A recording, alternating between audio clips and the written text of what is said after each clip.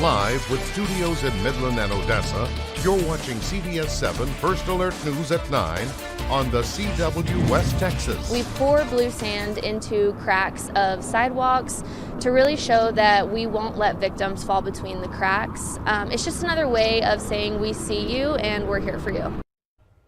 January is Human Trafficking Awareness Month. We're talking about how West Texans are spreading awareness coming up on CBS7 News at 9.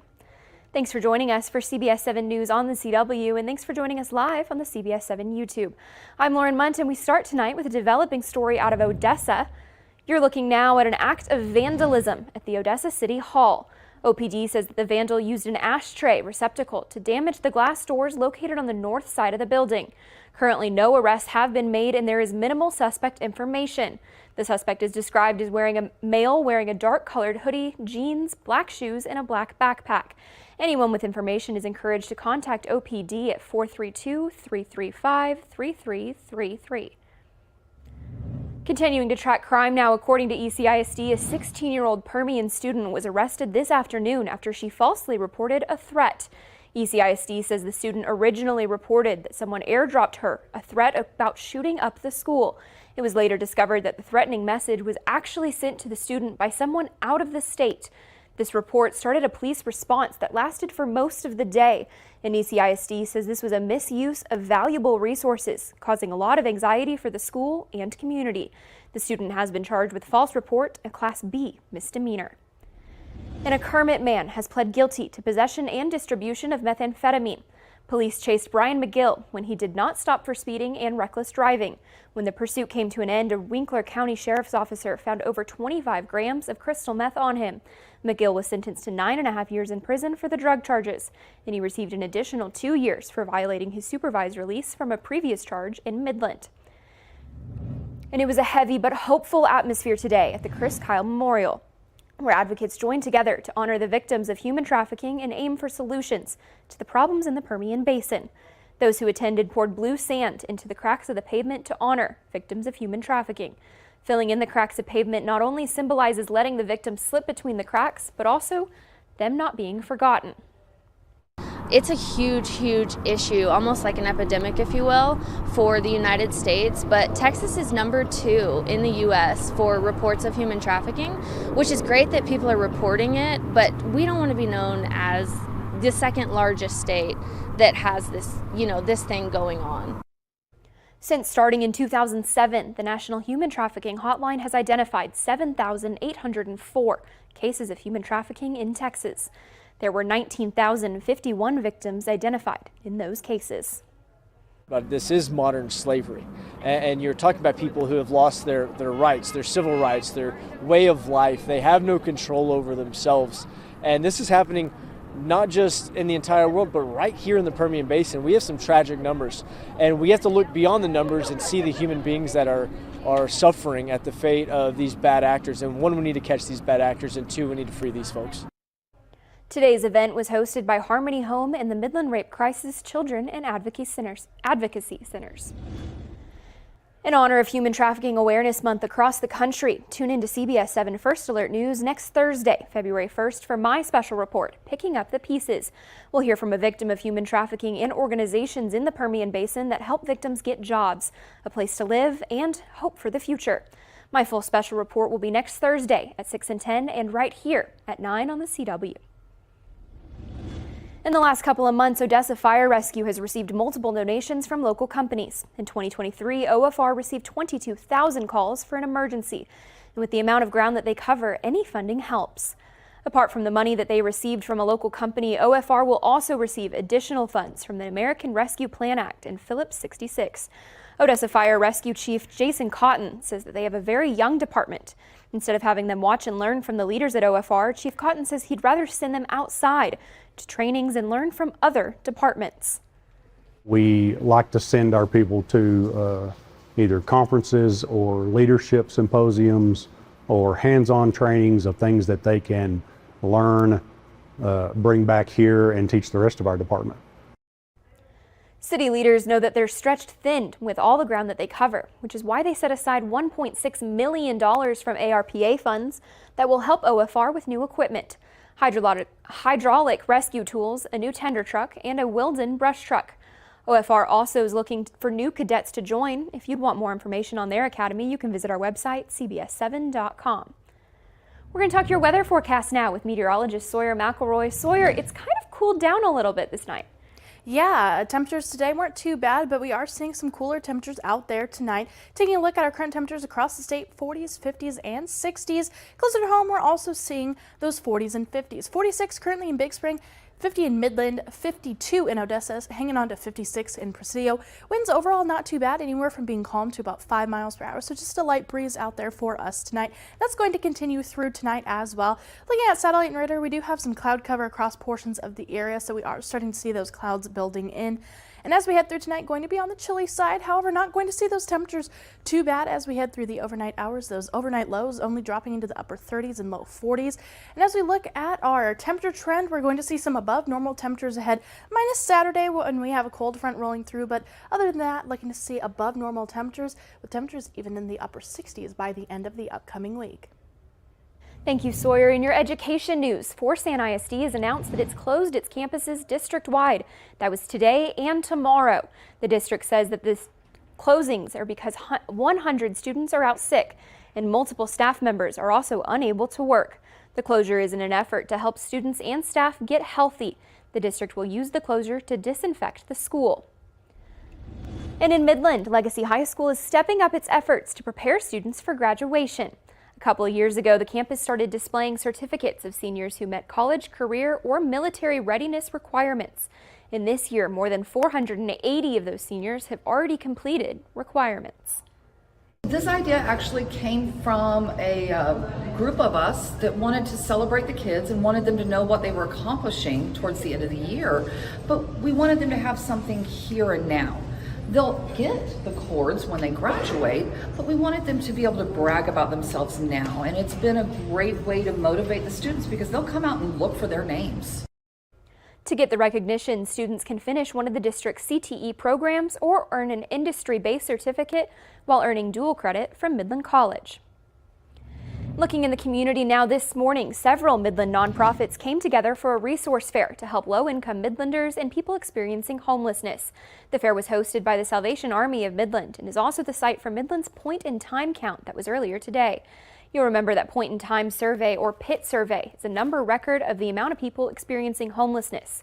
Last year, they counted 235 people for the city of Midland. Midland's organizations stand out in their collaborative efforts to lower this number. In many other cities, organizations work together, but not as effectively. Here in Midland, we're kind of different. The Salvation Army works with a lot of different organizations to get people housed, to get them off the streets, to get them IDs, Social Security cards, birth certificates, if they need that. And we all do work well together. The resource fair showcased the collaboration of various organizations, each specializing in specific areas such as document recovery, financial assistance, rent and utility support, and even food assistance. In your news across West Texas, the Valentine Post Office in Jeff Davis County has selected its winning Valentine's Day postmark. Take a look. A senior in the Valentine Independent School District drew this tractor in memory of her father, who passed away in 2022. Every year, the Valentine Post Office gets an influx in Valentine's mail to be stamped in Valentine, then sent to loved ones all over the world. The postmaster says the office sees an average of 10 to 12,000 envelopes every single year. There are special mailing instructions to get your Valentine's message postmarked in Valentine. We've got that up on our website, CBS7.com. And across West Texas, the West Texas Rehab Center in Abilene is preparing for its largest fundraiser. Officials hope that 2024 Rehab Telethon and Auction exceeds last year's record-breaking of $1.85 million, so they can offer even more services to those who need rehabilitation in a number of areas. Yesterday, we introduced you to the facility, and now we want to have you meet one of the patients who will captivate your heart.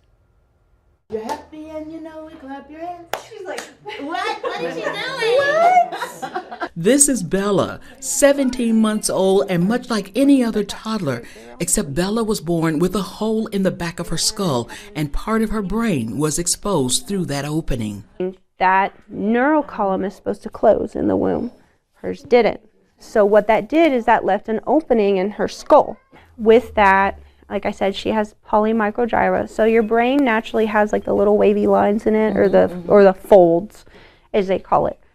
Her brain has extra folds in it, and so, which is not normal. And so by having those extra folds, it places her at a high risk for other health conditions such as seizures. The good news is right now Bella is off the hook for seizures, but she will always be high risk for them. Her other problems that keep her parents watchful are limited ability to keep herself upright, unable to support herself without putting pressure on her hands, and she's also experiencing some speech development issues. She gets a lot of strengthening with weight bearing through her hands on the ball, trying to strengthen up her shoulders, and then she's liking to come up into this tall kneel position, so really working on all that core strength.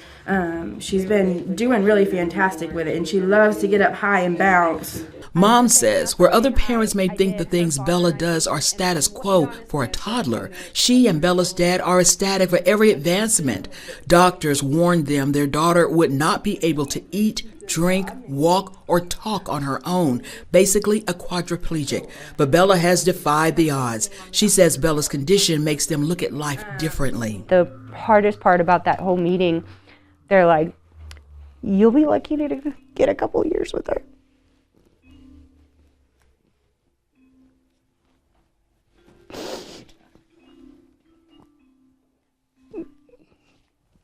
And so by far, that was the hardest part. The percentages come down as she gets older. So, I mean, we're very hopeful. We just kind of take every day as it is, just to watch her grow and to like do all this stuff and overcome everything. It's just, it's absolutely amazing. And, you know, we just sit here and we're like, nope, she's going to be fine. She's going to be all right. There's another surgery in Bella's future. If the bone covering her brain doesn't grow by the time she is 3 or 4, they will have to cap that area of her skull. Bella's mom sings the praises of West Texas Rehab for the progress her daughter has made and believes her future is not as foreboding as doctors first predicted. We're ecstatic and we're amazed with everything, and just our time with her and everything we do with her is just, it's absolutely just precious. Yes. And as a parent, you know, with a child that, you know, has special needs or disabilities, it kind of makes you look at things differently. Oh, yeah. Makes you look at life a little differently because you realize how fragile it is. Tomorrow, you will meet Jesse and Lene Brooks, who started their relationship with West Texas Rehab after what they thought was a routine procedure that left Jesse paralyzed and unable to speak. Tara Bates, Gray News. The telethon begins this Saturday, January 27th, and can be viewed right here on CBS7 from 7 p.m. until 10. You can watch our CBS7 First Alert News at 10, then join the telethon again from 10:35 till 12 a.m. You're looking now at today's top headlines, shown here in real time with real viewers on CBS7.com. See all these stories and more by downloading our app or visiting our website, CBS7.com. And still ahead, have you noticed that prices at the pump are more expensive this week? We tell you what is to blame and how high they could get in your oil and gas news, next on CBS7 News at 9.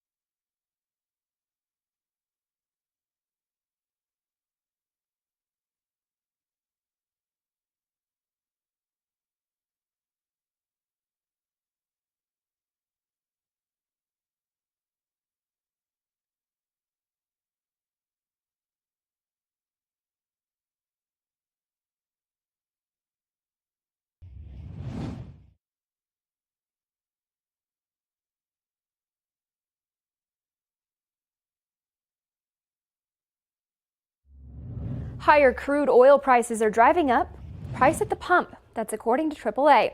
The market analyst says the rising crude prices comes from an unexpectedly large decline in U.S.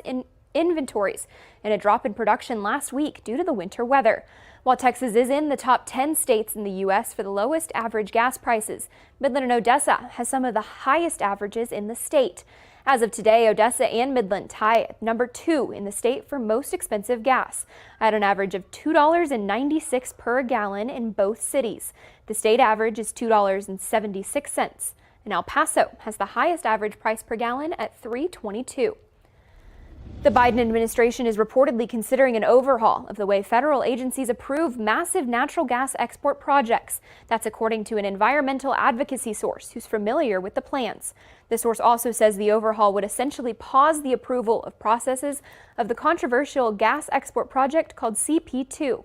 The administration will reportedly require the Energy Department to consider the climate impacts of the liquefied natural gas facilities when it makes public interest determinations.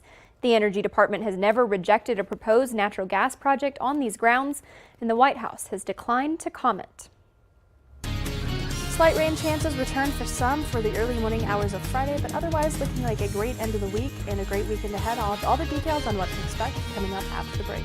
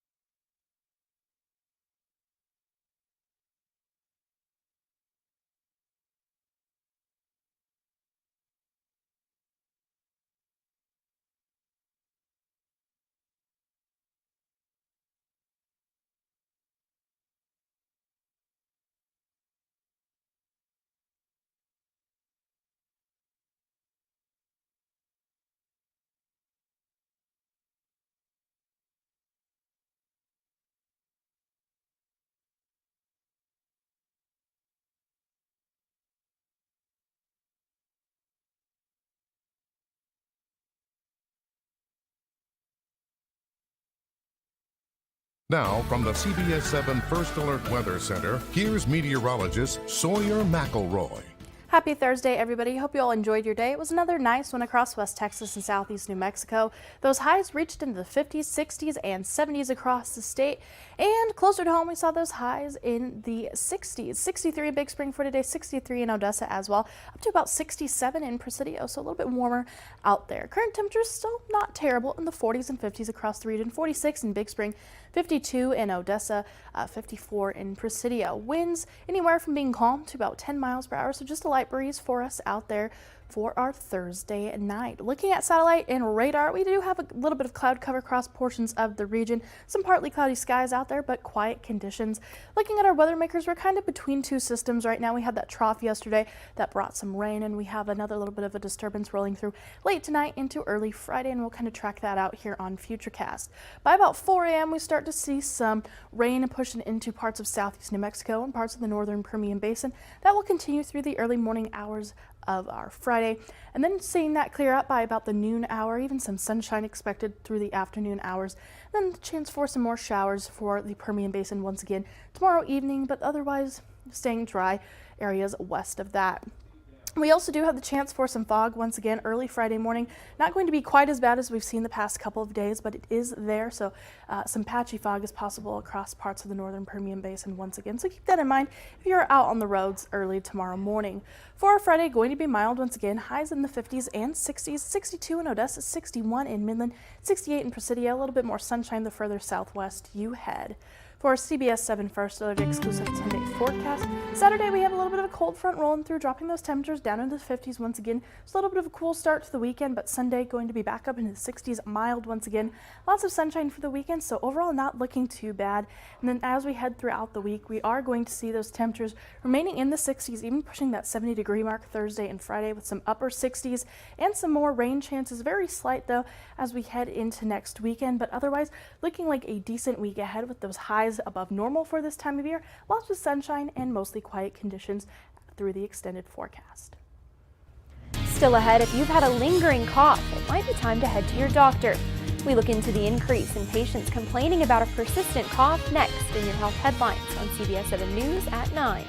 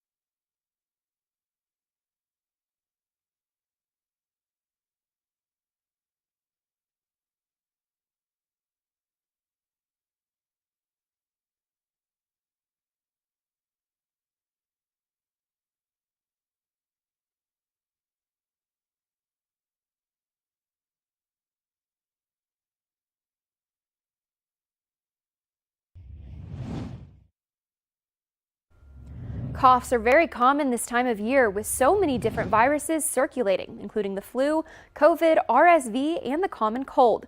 But many doctors have noticed an increase in patients complaining of having a persistent cough this winter.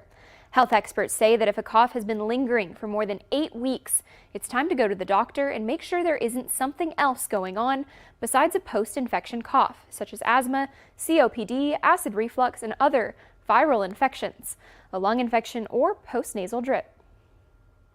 We always say cough begets cough. So the more you cough, the more you're going to cough. And that cough reflex can become very hypersensitized. So things that shouldn't necessarily trigger a cough can start to.